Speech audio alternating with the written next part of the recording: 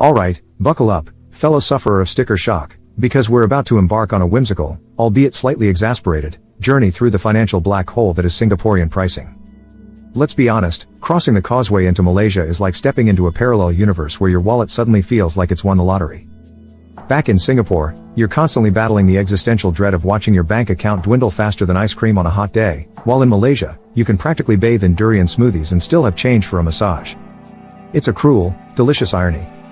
You see, in Singapore, we pay a premium for, well, everything. We pay a premium for the air we breathe, the ground we walk on, and probably, if they could figure out how, the sunlight we bask in. It's like living in a luxury resort where the resort fees are your entire salary. You want a copio? That'll be the equivalent of a small mortgage.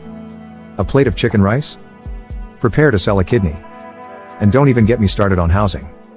You could buy a castle in Malaysia for the price of a shoebox-sized apartment in Singapore, and that shoebox is probably haunted by the ghosts of previous tenants who died of shock after seeing their rental agreement. Now, let's talk about food, the lifeblood of any self-respecting Singaporean.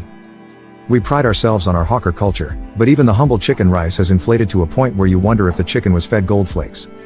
In Malaysia, you can get a mountain of nasi lemak for the price of a single, slightly depressed, chicken wing in Singapore.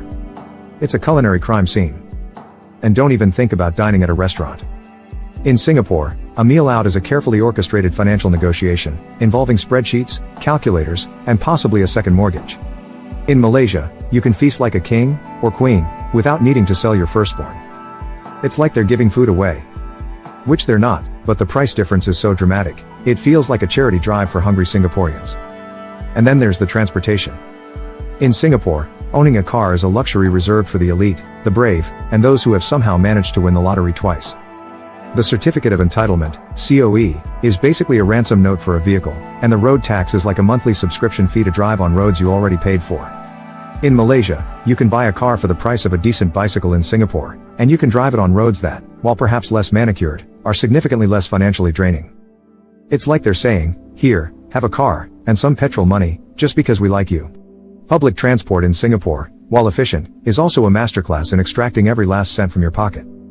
The MRT is like a high-speed vacuum cleaner for your wallet, and the buses are like mobile ATMs that charge you for the privilege of standing. In Malaysia, you can travel for hours on a bus for the price of a single MRT ride in Singapore. It's like they're offering a scenic tour for the price of a candy bar. Let's not forget the little things, the everyday essentials that make life worth living. A cup of coffee in Singapore is a financial commitment, a solemn vow to caffeine that will leave you questioning your life choices. In Malaysia, it's a casual affair, a friendly chat with your local barista that doesn't require a loan. A haircut in Singapore? Prepare for a theatrical performance involving expensive products and philosophical discussions about your split ends. In Malaysia, it's a quick snip, and you're out the door with a fresh new look and a wallet that's still smiling. And groceries? Don't even get me started. In Singapore, a trip to the supermarket is like a battle against inflation, a strategic maneuver to avoid bankruptcy. In Malaysia, it's a leisurely stroll, a chance to stock up on snacks without feeling like you're funding a small country.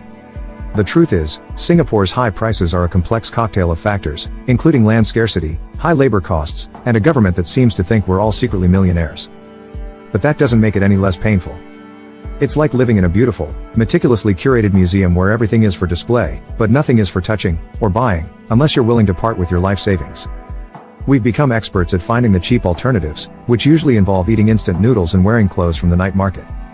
We've mastered the art of budgeting, of stretching every dollar until it screams for mercy. We've even developed a sixth sense for spotting a good deal, a radar that can detect a discount from miles away. And yet, despite the financial acrobatics, we persevere. We grit our teeth, we sigh, and we pay the exorbitant prices, because, well, Singapore is home. It's where our friends are, where our families are, where the best hawker food, albeit overpriced, is. It's a love-hate relationship, a constant push and pull between our desire for a comfortable life and the reality of our bank balances. And let's be real, the convenience and safety does have a monetary value. But sometimes, just sometimes, we dream of a world where chicken rice costs less than a small car, and where a cup of coffee doesn't require a second mortgage. A world where we can live like kings and queens without needing to sell our souls to the devil. And that world, my friends, is just a short drive across the causeway.